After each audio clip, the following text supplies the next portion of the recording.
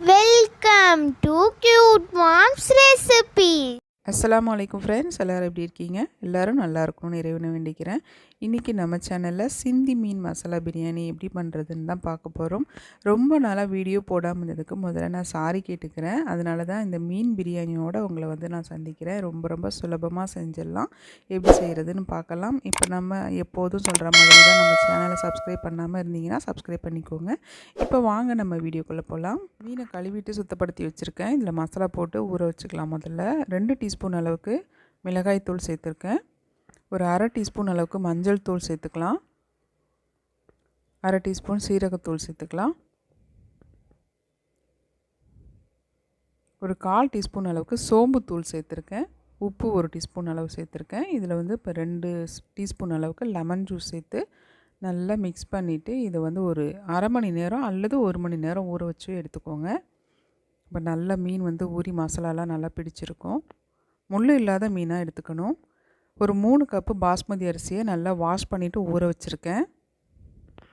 பிரியாணி போடுற பாத்திரத்தில் ஒரு 50 மில்லி எண்ணெய் ஊற்றிருக்கேன். அதில் கொஞ்சமாக முந்திரி பருப்பு சேர்த்து வறுத்து எடுத்து வச்சுக்கலாம்.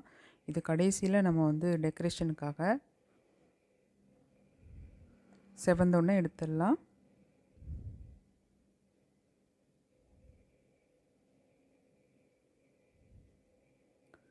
இதில் ஒரு பெரிய வெங்காயத்தை நீல வாக்கில் நல்லா மெலிசாக கட் பண்ணிவிட்டு அதையும் நல்லா வறுத்து பொன்னிறமாக வறுத்து எடுத்து வச்சுக்கலாம். இது சேர்க்கும் போது ரொம்ப டேஸ்ட்டாக இருக்கும் பிரியாணி.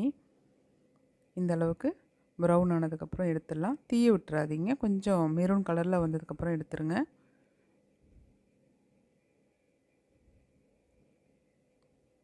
இப்போ இதே எண்ணெயிலேயே நம்ம மசாலா போட்டு ஊற வச்சுருந்த மீனை பொரித்து எடுத்துக்கலாம்.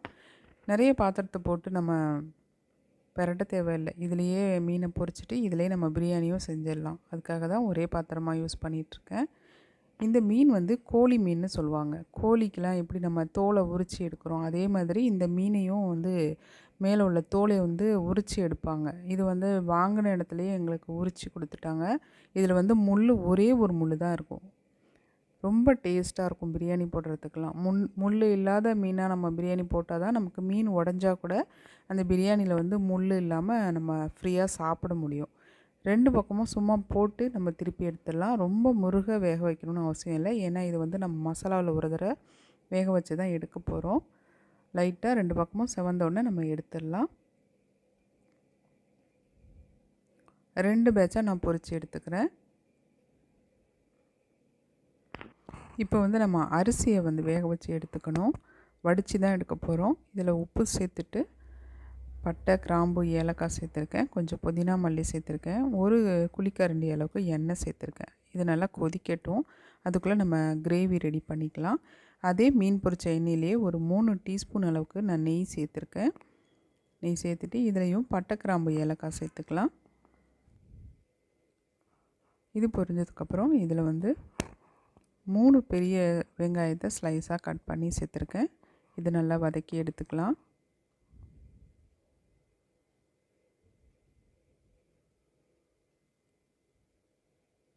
வெங்காயம் சாஃப்ட் ஆனதுக்கப்புறம் இதில் மல்லி, புதினா சேர்த்துக்கலாம். இஞ்சி பூண்டு ஒரு 3 டீஸ்பூன் அளவு சேர்த்துக்கலாம். இஞ்சி பூண்டு இதுக்கு அதிகமாக சேர்க்கணுன்னு அவசியம் இல்லை. மட்டன், அதாவது கோழி இந்த மாதிரிலாம் சீக்கிரம் வேகிறதுக்காக இஞ்சி பூண்டு அதிகமாக சேர்ப்போம். இதில் சிந்தி மசாலா பொடி தான் நான் சேர்க்க போகிறேன். 1.5 டீஸ்பூன் அளவுக்கு சிந்தி மசாலா சேர்த்துருக்கேன். இதோட கலருக்காக கொஞ்சம் மிளகாய்த்தூள் சேர்த்துக்கலாம். காஷ்மீரி மிளகாய்த்தூள் ஒரு டீஸ்பூன் அளவுக்கு காஷ்மீரி மிளகாய்த்தூள் சேர்த்துக்கலாம். 2 பச்சை மிளகாய் சேர்த்துருக்கேன். சேர்த்துட்டு இதை நல்லா மிக்ஸ் பண்ணிக்கலாம். இதில் ஒரு 3 சின்ன தக்காளியை நான் அரைச்சிட்டு சேர்த்துருக்கேன். கிரேவியாக இருக்கணும் அப்படிங்கிறதுக்காக நான் அரைச்சிட்டு சேர்த்துருக்கேன். ஒரு அரை பாக்கெட்டு தயிர் சேர்த்துக்கலாம். தயிருமே நீங்கள் கொஞ்சமாக சேர்த்துக்கோங்க, அதிகமாக சேர்க்க வேணாம்.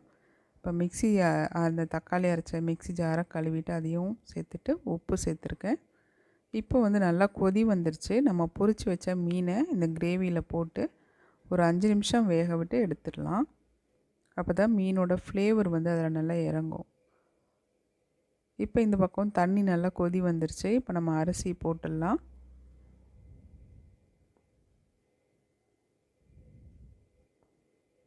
கிரேவியும் நல்லா எண்ணெய் பிரிஞ்சு வந்துருச்சு. இப்போ நம்ம இதில் இருக்கிற மீனெல்லாம் நம்ம எடுத்துடலாம் தனியாக.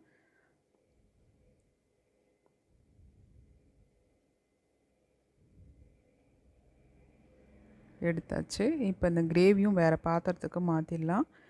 இப்போ வந்து அரிசியை வந்து நம்ம ஒரு 70% வேக வச்சா போதும். முழுசாக வேக வச்சிடாதீங்க. வடித்து எடுத்துக்கலாம்.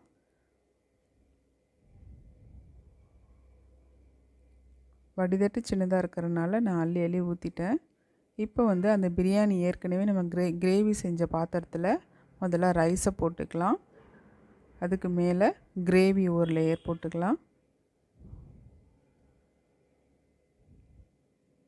இப்போ அதுக்கு மேலே அரிசி. இதே போல் நம்ம வந்து கிரேவி அரிசியை மாறி மாறி நம்ம போட்டுகிட்டே இருக்கணும்.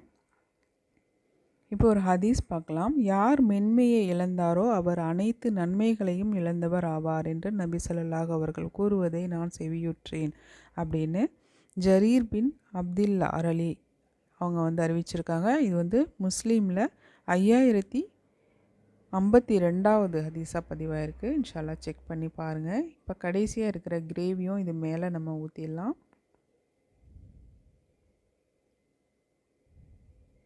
இப்போ நான் அடியில் தோசைக்கல் போட்டு ஹை ஃப்ளேமில் வச்சுருக்கேன். ஒரு 5 நிமிஷம் அப்படியே இருக்கட்டும். மூடி வச்சிடலாம். 5 நிமிஷத்துக்கு அப்புறமா நம்ம மிக்ஸ் பண்ணி விட்டுக்கலாம்.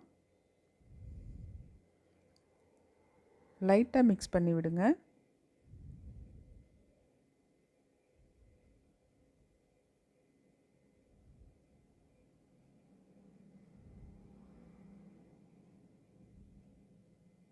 சூப்பராக வந்திருக்கு. நல்லா அரிசியும் நீல நீளமாக வெந்து வந்திருக்கு.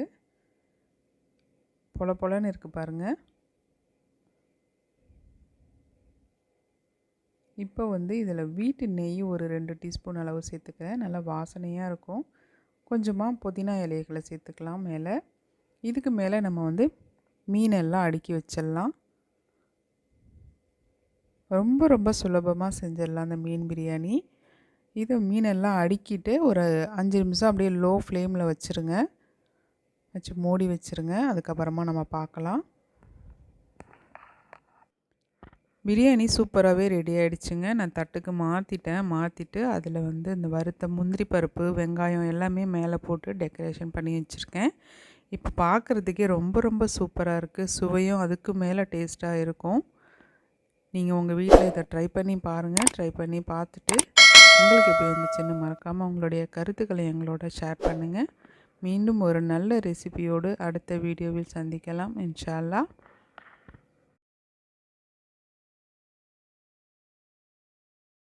இந்த வீடியோ உங்களுக்கு பிடிச்சிருந்தா லைக் பண்ணுங்க, ஷேர் பண்ணுங்க, கமெண்ட் பண்ணுங்க. மறக்காம நம்ம சேனலை சப்ஸ்கிரைப் பண்ணிக்கோங்க. தேங்க்ஸ் ஃபார் வாட்சிங்.